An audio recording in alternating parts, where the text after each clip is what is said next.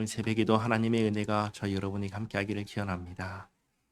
16절에서부터 18절까지 말씀은 군주의 기업과 관련된 말씀을 하십니다. 16절을 보시면 군주가 아들에게 기업을 주면 대대로 기업을 이어받게 하십니다.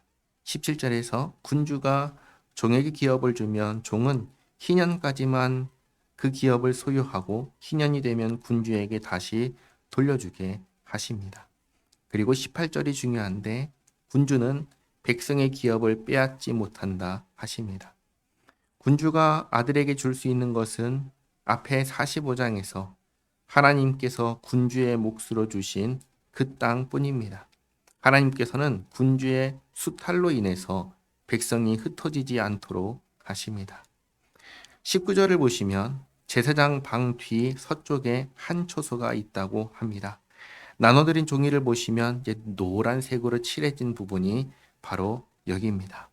그 방에서 뭐 하는가? 20절을 보시면 이 초소에서는 제사장이 속건제와 속죄제의 희생제물을 삼고 소제 제물을 굽는다 하십니다. 그리고 또 20절 보시면 여기 백성을 거룩하게 할까라고 하시는 말씀인데 이것은 백성이 거룩하게 된다, 좋아진다 그 얘기를 하는 게 아니라 그냥 쉽게 말해서 죽게 된다는 말씀을 하신 겁니다. 구약 성경을 보면 종종 성물을 보지 말라, 성물에 접촉하지 말라 하십니다. 만약 보거나 접촉하면 죽는다 하십니다. 왜 그런가? 잘 보시기 바랍니다. 부정한 것이 거룩한 것에 이렇게 접촉을 하면은 거룩한 것이 부정해지거나 아니면 부정한 것이 거룩해집니다. 네, 거룩한 것이 부정한 것에 접촉해서 부정해지는 것은 충분히 이해할 수가 있죠. 우리가 아무리 깨끗해도 더러운 것이 접하면 더러워진다. 다 이해할 수가 있습니다. 근데 문제는 그 반대입니다. 부정한 것이 어떻게 거룩해질까라는 것이죠. 근데 이게 보시면 어둠에 빛이 비치면 어둠은 빛으로 인해서 어떻게 되지요? 물러갑니다. 부정한 물건은 거룩한 것에 닿으면 어떻게 될까요? 성경을 보시면 깨뜨리거나 불태워버리라 하십니다. 부정한 사람은 그러면 어떻게 될까요? 죽는 것이죠. 거룩해진다는 것은 그런 의미입니다. 그래서 그런 일이 일어나지 않도록 여기에서 재물을 삼고 구우고 이것을 가지고 바깥들에 나가지 말라고 하신 겁니다. 그 다음 21절부터 24절까지는 성읍 사방 구석에 있는 집에 대한 말씀입니다. 나눠드린 종이를 보시면 초록색으로 된 또 22라고 해서 숫자가 적힌 곳이 바로 이 집입니다. 23절과 24절을 보시면 이 집을 부엌이라고 한다는 걸 알 수 있습니다. 용도는 성전에서 수종드는 자가 백성의 재물을 삼는 장소입니다. 오늘은 이렇게 두 가지에 대해서 말씀하셨습니다. 첫째는 군주의 기업에 대한 것이었습니다. 세상 군주는 백성의 기업을 빼앗을 수 있지만 하나님 나라의 군주는 백성의 기업을 빼앗지 못하도록 하셨습니다.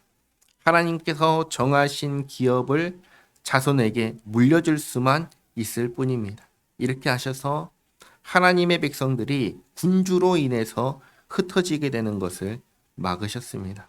그리고 둘째는 제사장이 제물을 삶거나 굽는 장소와 성전을 수종드는 사람이 백성의 제물을 삶거나 굽는 장소를 구별하셨다라는 겁니다. 이렇게 하셔서 서로 섞이지 않게 하시고 무엇보다도 백성들과 구별하셔서 백성들이 거룩함에 접촉하여 죽지 않도록 하셨습니다.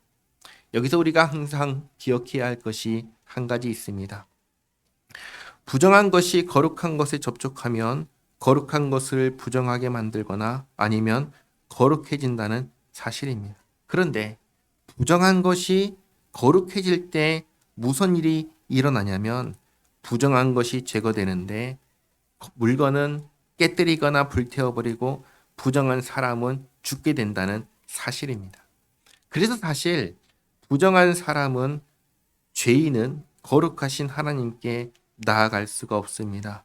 그리고 그런 죄인을 우리를 거룩하신 하나님께 나아갈 수 있도록 예수님께서 이 땅에 오신 겁니다. 예수님께서 십자가에서 죽으심으로 우리가 죄 사함을 받게 하시고 의롭다 여김을 받게 해 주셨습니다. 예수님 안에서 새 것이 되게 해 주셔서 우리는 죽음의 두려움 없이 하나님 앞에 나아갈 수 있게 되었습니다. 이것을 기억하며 감사하며 오늘도 주님과 함께 살아가는 복된 하루가 되기를 바랍니다.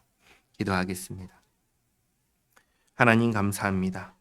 예수님 안에서 베푸신 구원의 은혜가 날마다 더욱 선명해지게 하시고 가슴에 사무치게 하옵소서. 감사가 넘치게 하시고 기쁨과 평안으로 저희들의 삶을 채워 주시옵소서. 오늘도 주님을 기뻐하며 주님을 영화롭게 하는 복된 하루가 되게 하옵소서. 예수님의 이름으로 기도하옵나이다. 아멘.